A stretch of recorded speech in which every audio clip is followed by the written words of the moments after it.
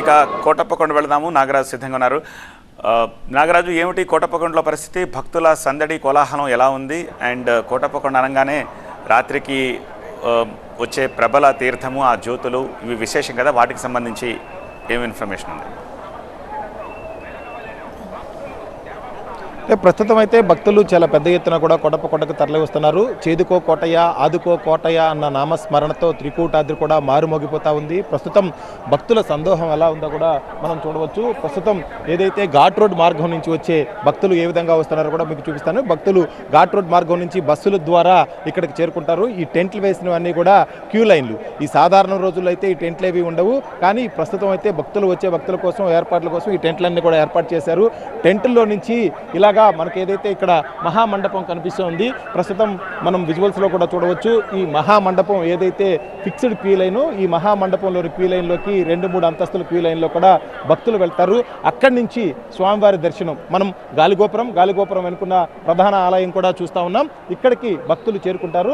అక్కడ దర్శనం చేసుకున్న అనంతరం ఏదైతే గాలిగోపురం ఎగువన ఉందో మనకి ఒక మండపం కనిపిస్తుంది. ఆ మండపం వెళ్ళి స్వామివారిని అక్కడ కూడా చూసి ఆ తర్వాత భక్తులు తిరుగుముఖ పడతారు.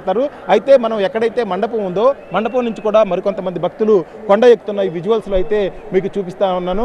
ఈ విజువల్స్, ఈ కొండ ఎక్కుతున్న భక్తులంతా కూడా ఎక్కడైతే రుద్ర శిఖరం మీద స్వామి శివుడు తపస్సు చేశారని భావిస్తారో ఆ రుద్ర శిఖరం మీదకి వెళ్ళి అక్కడున్న శివలింగాన్ని దర్శించుకోవడానికి భక్తులంతా కూడా వెళ్తుంటారు. ఉదయం సమయాల్లో కొంచెం ఎండ తక్కువగా ఉన్నప్పుడు ఈ భక్తులంతా కూడా అక్కడికి చేరుకొని స్వామివారిని అత్యంత వ్యయప్రయాసాలు, అంటే ఇక్కడికి వెళ్ళాలంటే చాలా శ్రమ కూర్చి వెళ్లాల్సి ఉంటుంది. అంతా కూడా కొండ మార్గం. ఈ కొండ మార్గం నుంచి మాత్రం అక్కడికి రుద్రశిఖరం మీద ఉన్న శివాలయం దగ్గరికి వెళ్ళి స్వామివారిని దర్శించుకొని ఆ తర్వాత అక్కడి నుంచి కూడా తిరుగుముఖం పడతారు. మొత్తం మీద మనం చూసినట్లయితే భక్తులు తెల్లవారుజామున 1 గంట నుంచే కూడా దర్శనాలు అనుమతించడంతో గంటకు పెరుగుతూనే ఉన్నారు.